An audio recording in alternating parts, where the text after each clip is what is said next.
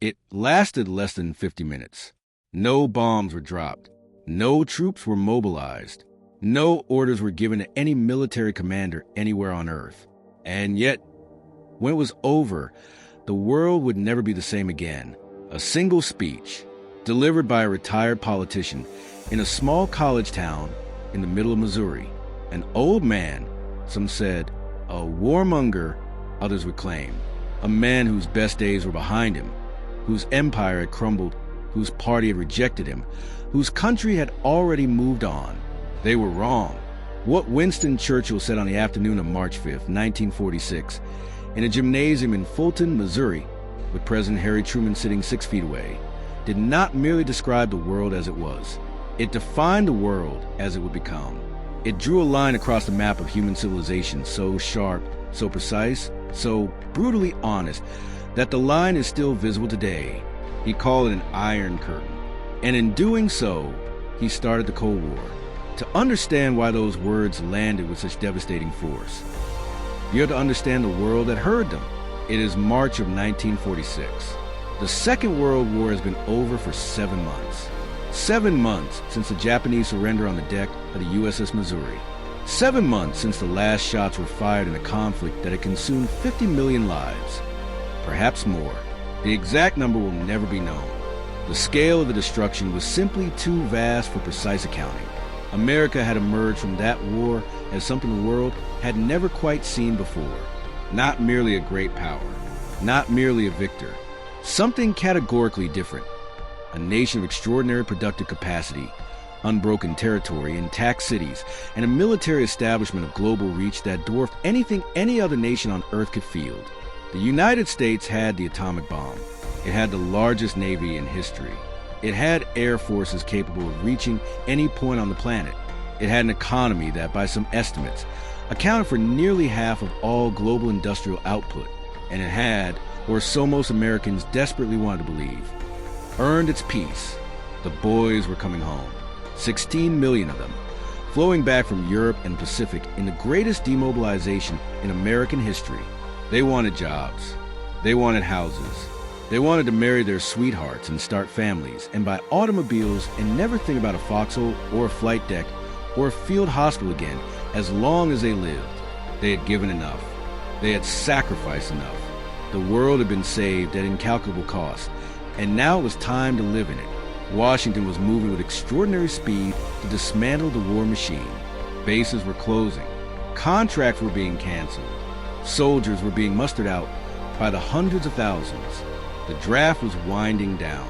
The factories that had built the tanks and the bombers and the landing craft were converting back to refrigerators and automobiles and the ordinary machinery of civilian prosperity.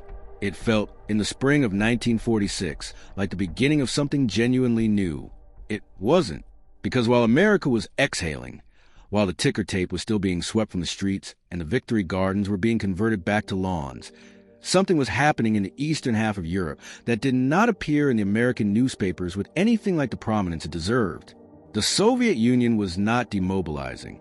The Red Army, the largest land force ever assembled in the history of warfare, the force that had ground the Wehrmacht into dust across 2,000 miles of the most brutal fighting in human history, was still in place, still armed, still organized, still under the command of generals who had spent 4 years learning, at catastrophic cost, exactly how to destroy an enemy, and its political masters in Moscow were using it, not to fight, not yet, not openly, but to pressure, to intimidate, to establish facts on the ground that would be extraordinarily difficult to reverse once they hardened into permanent arrangements.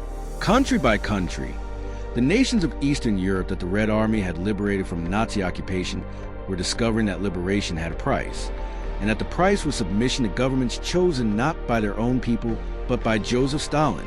Poland, the nation whose invasion had technically triggered the entire war, whose government in exile had fought alongside the Western Allies for 6 years, found itself a Soviet-approved provisional government that systematically excluded the democratic leaders who had spent the war in London. The elections that had been promised at Yalta were rigged, delayed, manipulated. The outcome was never really in doubt. Romania, Bulgaria, Hungary, Czechoslovakia, for the moment still holding on to a fragile democratic government. But only for the moment. The pattern was the same everywhere. Soviet-aligned communist parties, backed by the implicit or explicit presence of Red Army troops, were moving methodically into the commanding heights of political power. Ministries of Interior, which controlled the secret police. Ministries of Defense, which controlled the military. The levers of state that, one sees, are almost never relinquished voluntarily. This was not liberation. This was occupation, wearing the mask of liberation. And in Washington, in the State Department cables that arrived daily with increasingly alarming assessments from American diplomats across Eastern Europe, the picture being painted was one of a continent being systematically divided in two. Harry Truman saw it. His Secretary of State, James Burns, saw it. The career diplomats who had spent years studying Soviet behavior. Men like George Kennan, whose famous long telegram from Moscow in February of 1946 had landed in Washington like a thunderclap, saw it with terrible clarity. But seeing it and saying it publicly were two very different things, because the politics of the moment made honesty extraordinarily difficult. The Soviet Union had been America's ally, not just an ally of convenience, a genuine partner in the most devastating war in human history. 27 million Soviet citizens had died fighting the Nazis. 27 million, a number so large it defies emotional comprehension. Every American family that had lost a son or a husband or a brother in Europe knew, at some level, that the Red Army had borne a weight in that war that no other force on earth had matched. The Eastern Front, the true killing ground of the Second World War, had consumed lives at a rate that made even the bloodiest Western battles look modest by comparison. That sacrifice had purchased a reservoir of goodwill in American public opinion that was real and substantial and not easily dismissed. To stand up in 1946 and say that the Soviet Union was not a partner but an adversary, not a friend but a threat, was to invite accusations of ingratitude at best and warmongering at worst. Franklin Roosevelt had built his entire post-war vision on the assumption that the wartime alliance could be transformed into a durable peace. The United Nations, his most cherished legacy, was premised on great power cooperation. To declare that cooperation impossible was to declare Roosevelt's vision dead. And Roosevelt had been dead for less than a year. His memory was still vivid. His political coalition was still largely intact. The emotional weight of his loss was still felt across the country. Truman was navigating all of this simultaneously. He was a man who had been thrust into the most powerful office in the world with almost no preparation for its foreign policy dimensions. Roosevelt had kept him almost entirely out of the loop during his brief vice presidency, and he was learning at terrifying speed that the world his predecessor had imagined was not the world that actually existed. He needed someone to say what he could not yet say himself.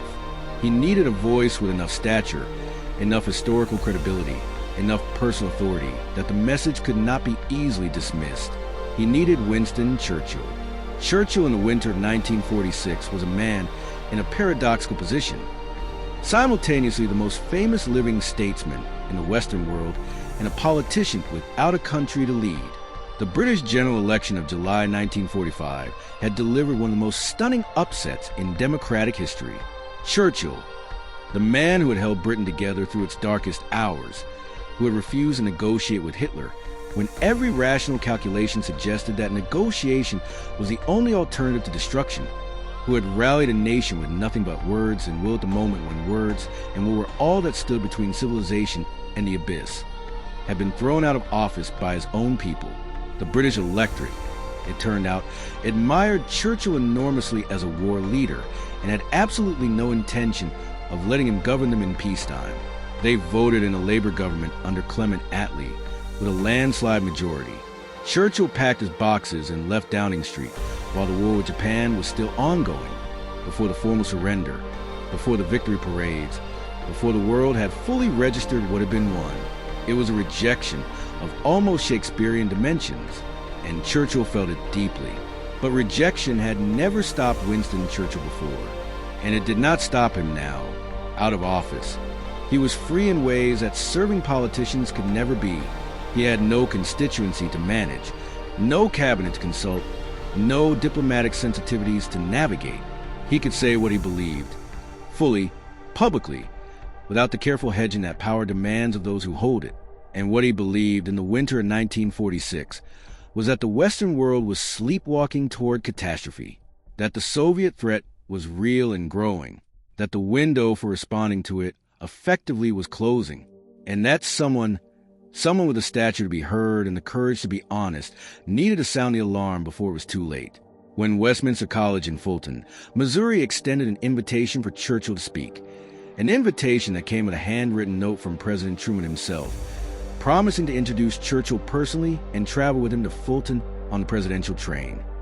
Churchill accepted immediately.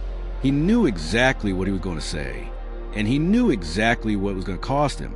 If the hidden turning points of history, the speeches, the decisions, the moments when one person's courage changed the direction of the world, are what draw you to stories like this one, consider subscribing to Cold War Discoveries. Every week we go deeper into the moments that made the world you live in. The train left Washington on the evening of March 4th, 1946. It was a presidential special, the Ferdinand Magellan, the same armored rail car that Franklin Roosevelt had used during the war. Heavy, secure, built to withstand the unthinkable. Truman had inherited along with everything else: the office, the desk, the weight of a world that refused to settle into peace. Churchill was already aboard when the train pulled out of Union Station, 71 years old, heavier than he had been during the war years. His famous cigar in hand, a glass of scotch nearby, his mind, as it always was, moving faster than the conversation around it. The two men talked through the evening. Truman was direct and unpretentious, a Missouri man to his core, with no patience for ceremony and a gift for cutting through complexity to the essential question. Churchill found him refreshing. Roosevelt had been elliptical, charming, masterfully evasive even with his closest allies. Truman said what he meant.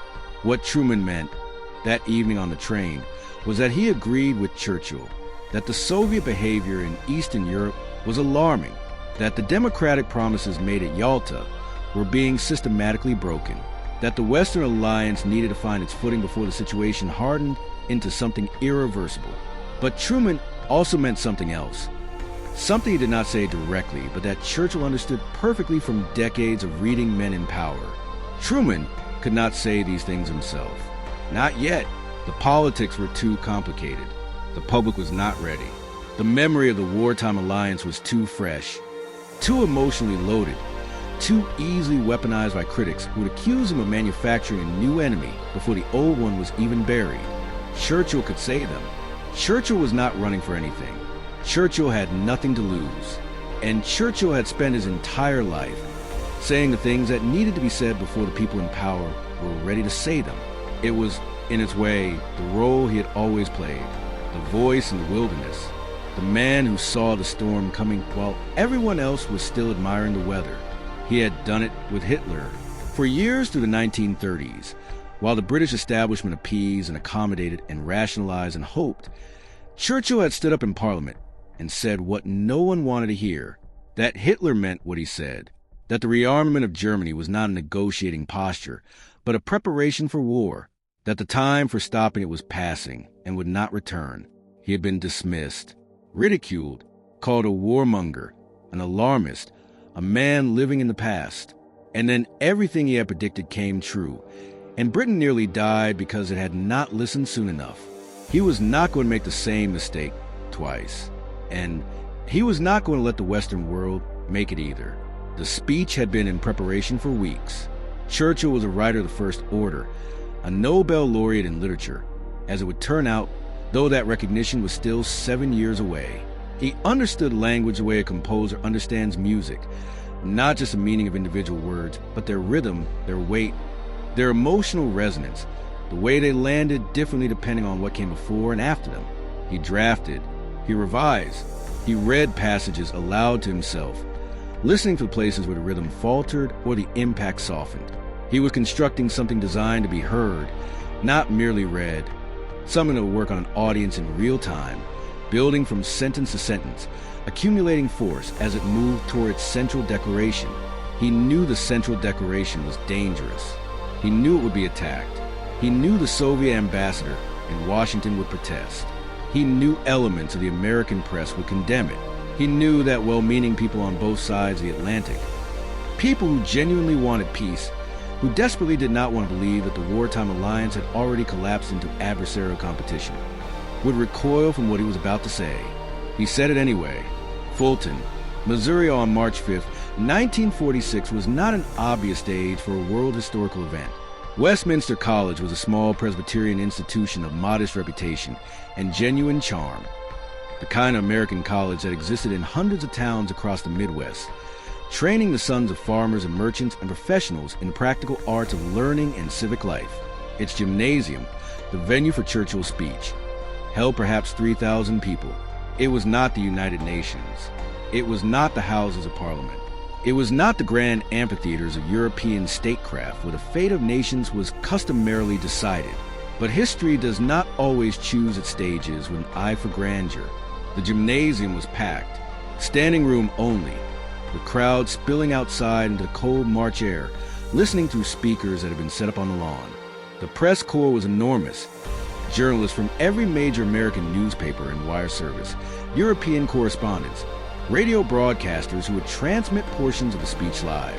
Whatever Churchill was about to say, it was going to be heard. Truman introduced him warmly, generously, with a straightforward Midwestern sincerity that was his particular gift.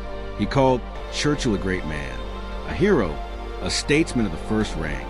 The audience applauded with genuine enthusiasm. Churchill was enormously popular in America, his wartime broadcasts having made him a familiar and beloved presence in American living rooms across 6 years of crisis. Churchill rose, adjusted his papers, looked out at the crowd with those heavy-lidded, penetrating eyes that had seen more of history than almost any other living person, and began. The early portions of the speech were deliberately measured. Churchill was a craftsman. He knew you did not lead with your most explosive material. You built toward it. You established context. You brought the audience with you, step by step. Before you showed them where you were actually going, he spoke of the United Nations, praising it, affirming his support for it, carefully positioned himself not as an opponent of international cooperation, but as its defender. He spoke of the special relationship between Britain and the United States, the shared language, the shared law, the shared tradition of parliamentary democracy that he believed formed the essential foundation of Western civilization.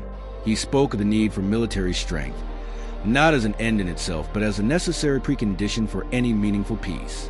He was, in these opening passages, uncontroversial, statesmanlike, the kind of elder statesman speech that audiences expect, and that history rarely records.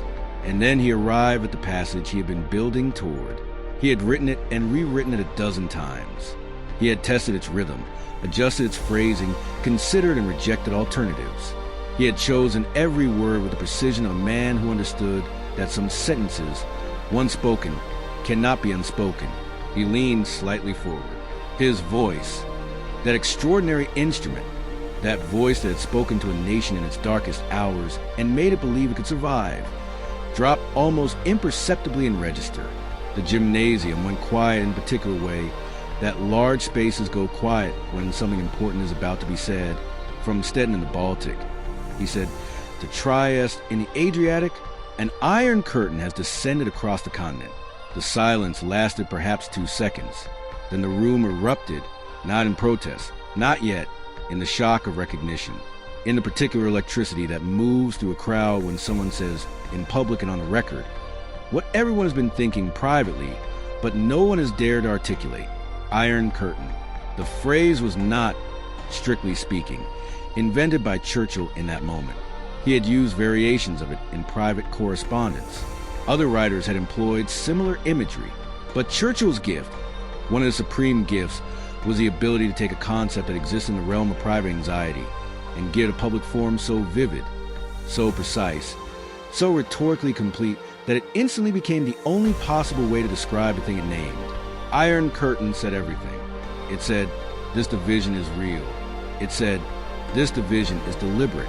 It said, what lies on the other side of this line is hidden from you, controlled, sealed off from the ordinary commerce of free peoples. It said, this is not a temporary arrangement, not a transitional inconvenience, not a diplomatic misunderstanding that patient negotiation will resolve. It said, this is a structure, built of iron, designed to last, and it said something else, something that Churchill understood viscerally from his years of confronting the totalitarian mind. It said, "The people behind that curtain did not choose to be there. They were placed there by a power that did not ask their consent and would not accept their objection." The phrase gave the Western world a moral framework for the Cold War before the Cold War had even been named. It said, "There's a right side and a wrong side of this line. And you, America, Britain, the democracies of Western Europe, are on the right side. And you have an obligation, not just a strategic interest, but a moral obligation to keep it that way." Churchill did not stop there. He continued, methodically, relentlessly, with the accumulated force of a man who has been waiting years to say these things and is determined to say all of them while the platform is his. He described what was happening behind the Iron Curtain in precise and unflinching terms. The communist parties of Eastern Europe, he said, were seeking to achieve totalitarian control everywhere. Police governments were being established, except in Czechoslovakia, and here his voice carried particular weight, because Czechoslovakia had been the site of the most infamous act of appeasement in modern history, the Munich Agreement of 1938 that Churchill had condemned at the time as a total and unmitigated defeat. Except in Czechoslovakia, he said, there was no true democracy. He spoke of Turkey and Persia, modern-day Iran, as nations being subjected to Soviet pressure and demands. He spoke of the situation in the Far East. He drew a comprehensive picture of a Soviet Union that was not merely consolidating its wartime gains, but actively seeking to expand its influence wherever weakness or instability offered an opening. And then he made his central argument. The Soviet Union, Churchill said, did not want war. He was careful to say this, careful to distinguish between the threat he was describing and the kind of military aggression that had characterized Nazi Germany. What the Soviets wanted, he argued, was the fruits of war without the risks. They wanted expansion without confrontation, influence without resistance, a world in which the Western democracies, exhausted and demobilized and desperately hoping for peace, simply allowed the Soviet Empire to extend itself because the alternative seemed too costly to contemplate. The answer to that, Churchill argued, was not appeasement. It was never appeasement. The lesson of the 1930s, the lesson that had cost the world 50 million lives, was that dictatorships read accommodation as weakness and weakness as invitation. The answer was strength, consistent, credible, unapologetic strength. A fraternal association of English-speaking peoples, Britain and the United States at its core, standing together, maintaining their military capacity, making absolutely clear to Moscow that the line drawn across Europe was not a line that could be moved by pressure or intimidation or the slow, patient accumulation of fait accompli. The words had been whispered in cables and debated in classified briefings and worried over in the private councils of governments.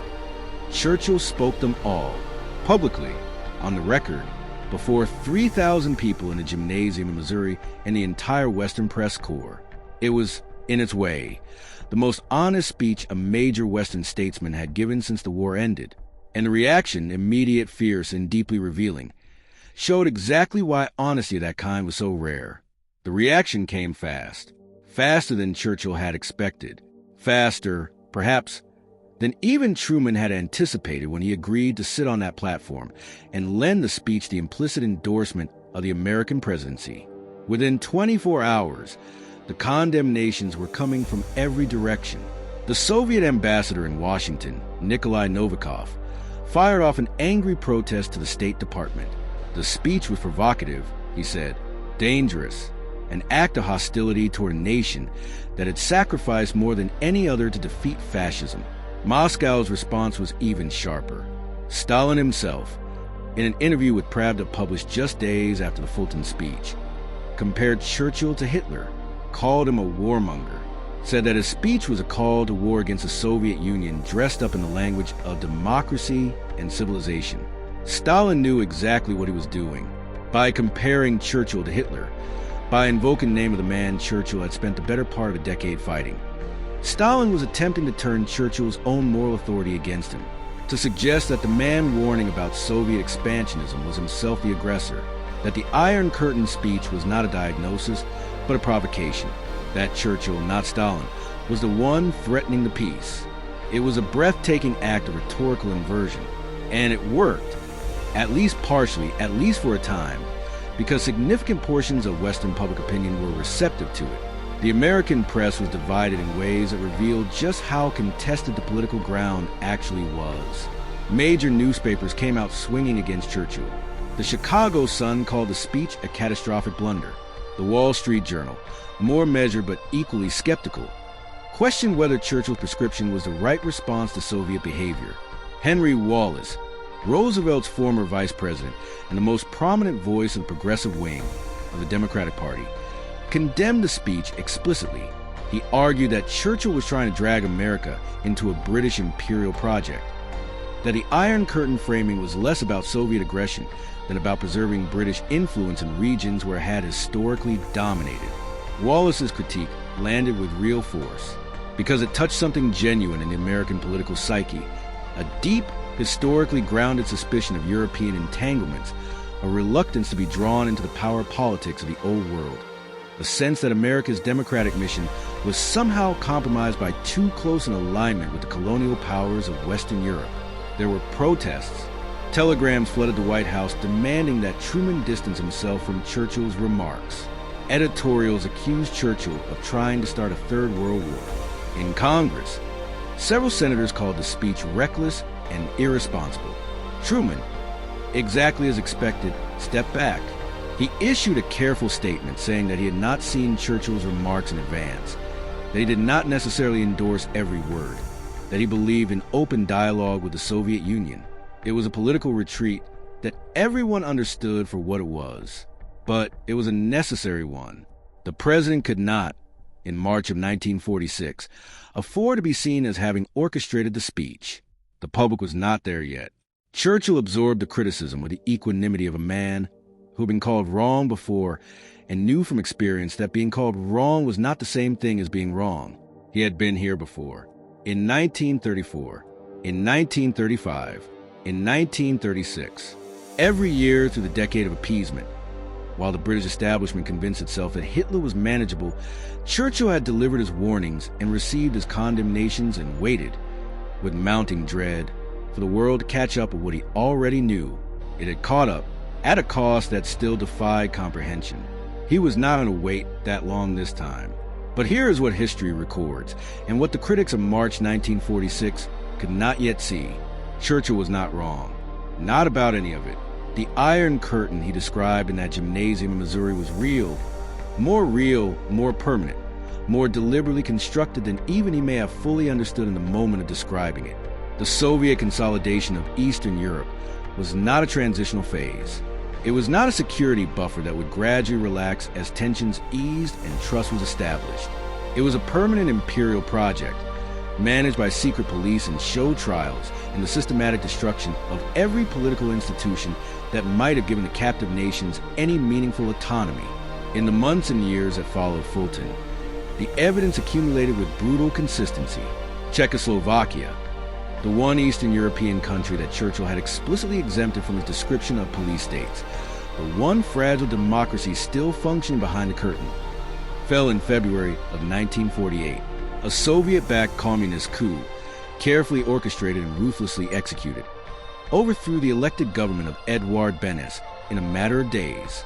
Jan Masaryk, the Czech foreign minister, son of the founder of the Czechoslovak state, a man who had spent the war in London fighting for his country's freedom, was found dead beneath the window of his office in the foreign ministry 2 weeks later.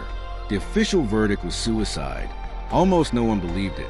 The pattern that Churchill had identified, the methodical, patient, systematic elimination of democratic alternatives, was playing out exactly as he had described, country by country, institution by institution, person by person, and Washington was watching. George Marshall stood at a podium at Harvard University in June of 1947, 15 months after Fulton, and announced what will become the most ambitious act of strategic generosity in the history of great power competition, the Marshall Plan, $16 billion, in 1948 values, committed to the reconstruction of Western European economies that had been shattered by 6 years of total war. Not charity, not sentimentality, Strategic calculation of the clearest kind. The recognition that hungry, desperate, economically ruined people were the natural constituency of communist ideology, and that the best possible answer to Soviet propaganda was a Western Europe too prosperous to be tempted by it. The Marshall Plan worked because Churchill's speech had created the intellectual framework that made it possible. Fulton had established, publicly and irreversibly, that the contest between the Western democracies and Soviet communism was real, that it was not going to resolve itself through goodwill and patience, and that America had both the power and the responsibility to shape its outcome. Without that framework, without the moral and strategic clarity that the Iron Curtain speech had injected into Western public discourse, the Marshall Plan would have been much harder to sell to an American Congress and an American public still reluctant to commit billions of dollars to the reconstruction of countries they had just finished fighting in or fighting for. Churchill's words had made Marshall's dollars possible. The Truman Doctrine followed in March of 1947, almost exactly 1 year after Fulton. Faced with Soviet pressure on Greece and Turkey, communist insurgencies backed by Moscow threatening to pull both countries out of the Western orbit, Truman went before a joint session of Congress and made an argument that would have been almost impossible to make without the groundwork Churchill had laid. He asked Congress to commit American support, financial and military, to any free people resisting subjugation by armed minorities or outside pressures. It was a sweeping, open-ended commitment, a declaration that America's strategic interests and America's moral responsibility were, in this new world, inseparable. Senators and congressmen who might have balked, who might have invoked the old isolationist traditions, the reluctance to entangle America in European quarrels, suspicion of foreign commitments that ran deep in American political culture, found it much harder to do so after Fulton. Churchill had changed the terms of the debate. He had made the Soviet threat visible, nameable, morally unambiguous. He had given American policymakers a language for describing what they were responding to. The Truman Doctrine passed. Greece and Turkey remained in the Western camp. The line held. NATO came next. The North Atlantic Treaty, signed in April of 1949 by 12 nations, binding the United States irrevocably to the defense of Western Europe, was the institutional embodiment of everything Churchill had argued for at Fulton. The fraternal association of English-speaking and democratic peoples that he had called for, standing together, maintaining their military capacity, presenting a united front to Soviet pressure, had become reality. It had taken 3 years. 3 years of Soviet pressure, of communist coups, of Berlin blockades and atomic anxieties, and the grinding realization that the wartime alliance was not merely strained but irreparably broken. 3 years of the Western world catching up, slowly, painfully, at considerable cost, to what Churchill had seen in the winter of 1946. The Iron Curtain had not been lifted by wishful thinking or patient diplomacy or the good intentions of men who wanted to believe that Stalin's ambitions were limited and his promises were sincere. It had been answered, not removed, but answered by the kind of sustained, credible, institutionalized Western resolve that Churchill had argued for when arguing for was deeply unpopular. He had been called a warmonger. What he had actually been was a realist, in the most rigorous, demanding, historically grounded sense of that word. A man who looked at the evidence in front of him and drew the conclusions the evidence demanded, regardless of whether those conclusions were comfortable or convenient or politically safe. But the consequences of Fulton extended far beyond the institutional architecture of the early Cold War. Churchill's speech did something that no policy document, no classified telegram, no carefully hedged diplomatic cable could do. It changed the way ordinary people thought about the world they were living in. Before Fulton, the Soviet threat was something that existed in the realm of expert knowledge, something discussed in the classified briefings of intelligence agencies and the private correspondence of diplomats and the worried conversations of foreign policy professionals. It was not yet part of the common understanding of the American public, not yet a framework through which ordinary citizens interpreted the news, assessed their leaders, and made sense of the strange, unsettled world that had emerged from the ruins of the Second World War. After Fulton, it was Iron Curtain entered the language and stayed there, not just as a description of a geographical division, though it was that, but as a moral and psychological concept, a shorthand for everything that separated the free world from the unfree one, a phrase that contained, compressed into 2 words, an entire analysis of the Cold War's essential nature, its stakes, its geography, its moral dimensions, its permanence. School children learned it. Journalists used it as a reference point. Politicians invoked it. Military planners built their strategic frameworks around it. When the Berlin Wall went up in 1961, that literal, concrete, physical manifestation of everything Churchill had described, people reached for his phrase because no other phrase captured what they were seeing with the same precision. The Iron Curtain had been a metaphor. The Berlin Wall made it real. And the metaphor had come first, had prepared the Western mind to understand what it was looking at. Because one man in a gymnasium in Missouri had found the right words 15 years before the concrete was poured. There is a particular kind of courage that history does not always recognize as courage, because it does not involve physical danger or battlefield heroism, or the kind of decisive action that makes for clean, dramatic narrative. It is the courage of saying the true thing when the true thing is unwelcome, when the audience is not ready, when the political climate punishes honesty, when the path of least resistance, the reassuring half-truth, the carefully hedged non-commitment, the diplomatic ambiguity that offends no one and illuminates nothing, is so obviously available and so obviously safer. Churchill had that courage in extraordinary measure. He had demonstrated it in the 1930s, at enormous personal and political cost. He demonstrated again at Fulton, knowing the speech would be attacked, knowing Truman would have to distance himself from it, knowing that Stalin would use it as propaganda, knowing that the progressive wing of Western politics would condemn him as a reactionary and a warmonger. He said it anyway, because the alternative, silence, had a cost that he had already paid once and was not prepared to pay again. The cost of silence in the 1930s had been the Second World War, the cost of silence in 1946. If the West had again chosen reassurance over honesty, accommodation over resolve, the comfortable illusion of peace over the uncomfortable reality of threat, might have been something far worse. A Cold War that turned hot. A nuclear exchange between superpowers that spent decades building arsenals capable of ending civilization. A world in which the Iron Curtain, never named and never resisted, simply extended itself westward until there was nothing left to resist it. That world did not happen. It did not happen for many reasons: American military strength, technological superiority, the strategic brilliance of containment, the resilience of Western democratic institutions, the courage of ordinary people in captive nations who refused to surrender their sense of who they were and what they deserved. But it also did not happen because on an overcast afternoon in March of 1946, in a gymnasium in a small Missouri town that most of the world had never heard of, an old man with a cigar and a glass of scotch and 50 years of reading history stood up and told the truth. The Iron Curtain had been a metaphor. The Berlin Wall made it real. And the metaphor had come first, had prepared the Western mind to understand what it was looking at. Because one man in a gymnasium in Missouri had found the right words 15 years before the concrete was poured. There is a particular kind of courage that history does not always recognize as courage, because it does not involve physical danger or battlefield heroism, or the kind of decisive action that makes for clean, dramatic narrative.